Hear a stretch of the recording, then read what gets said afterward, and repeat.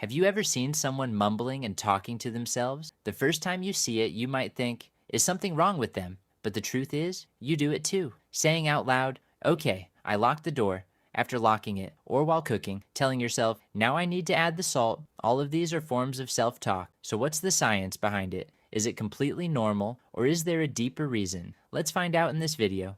Today we're going to talk about something that almost everyone does, but very few people think about. Talking to yourself, self-talk, or your internal monologue. Why does it happen? How does it help your brain? And when can it become a warning sign? I'll explain everything in simple terms. Make sure you watch until the end, because I'll also share one simple trick to improve your self-talk. What is self-talk? Self-talk is the continuous voice that runs inside your mind. Sometimes it's silent, and sometimes it's spoken out loud. Psychologists usually describe it in two forms. Internal monologue, talking to yourself silently inside your mind without anyone else hearing it. Private speech, talking to yourself out loud so that others can hear it. Interestingly, research shows that almost everyone engages in some form of self-talk. Some people do it more often, while others do it less. That's the only difference. Why does it happen? The science behind it. It starts in childhood. According to psychologist Lev Vygotsky's theory, young children talk out loud to guide their actions. For example, while playing with blocks, they might say, this goes here and that goes there. As they grow older, that voice gradually moves inside their minds and becomes their inner voice. However, during times of stress or confusion, it often comes back out as spoken self-talk. It improves your brain's focus. When you talk to yourself while doing a task, your brain focuses more on that task. This is called self-directed speech. For example, if you're searching for your keys and you say out loud, where did I put my keys? Your brain has a better chance of finding them more quickly. It helps you control your emotions. When you're angry, scared, or disappointed,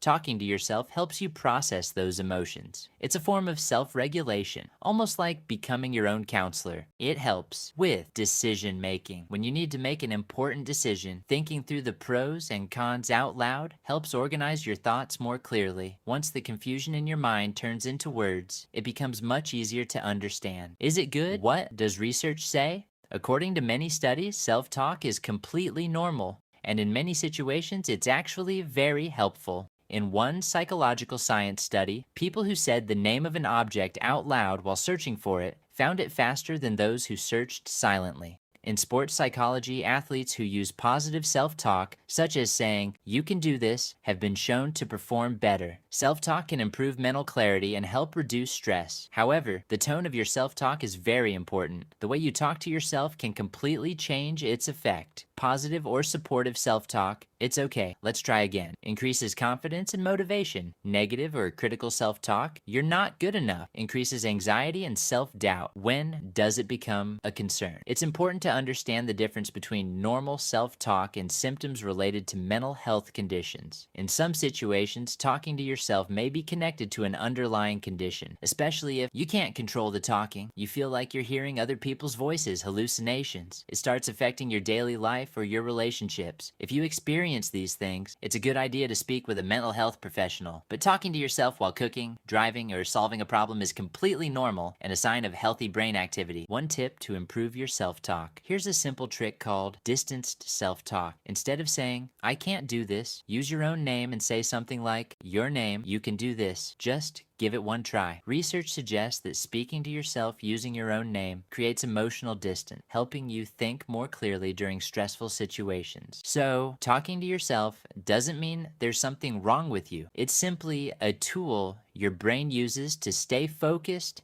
and manage emotions. The next time you catch yourself talking to yourself, pay attention to how you're speaking. Are you being positive or negative? Because your mood and confidence often depend on the way you talk to yourself. Let me know in the comments. When do you usually talk to yourself and in what situations? I'll see you in the next video. If you enjoyed this video, don't forget to like it, subscribe to the channel, and take care.